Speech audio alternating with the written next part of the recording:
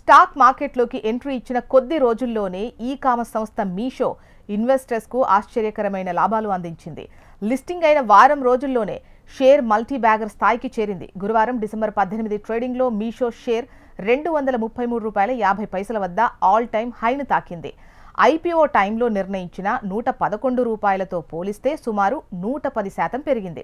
అంటే అతి కొద్ది టైంలోనే ఇన్వెస్టర్లు పెట్టుబడులు రెండింతలు పైగా పెంచుకోగలిగారు. ఇది కేవలం ప్రారంభమే. గత 4 రోజుల్లోనే షేర్ ధర సుమారు 41% పెరిగింది. బీఎస్ఈలో గురువారం దాదాపు 8% లాభంతో ట్రేడ్ అయింది. ఐపీఓ రోజే షేర్ ₹162 వద్ద ప్రారంభమై కొద్ది కాలంలోనే కొనుగోళ్ల ఊపుతో ₹230 దాటింది.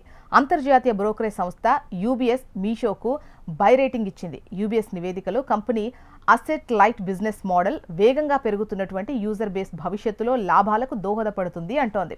ఇక 2030 ఆర్థిక సంవత్సరానికి మీషో యాక్టివ్ యూజర్లు 19.9 కోట్ల నుంచి 51.8 కోట్లకు చేరే ఛాన్స్ ఉంది. మీషో లాజిస్టిక్స్ ఖర్చులను తగ్గిస్తూ కస్టమర్లకు ఆ లాభాన్ని అందించడం ద్వారా మార్కెట్లో తన భాగస్వామ్యాన్ని పెంచుకుంటోంది. అయితే ఈ కామర్స్ రంగంలో పోటీ తీవ్రంగా ఉంటోంది. అందువల్ల ప్రతి త్రైమాసికంలో మెరుగైన ఫలితాలు చూపించాల్సిన అవసరం ఉంది.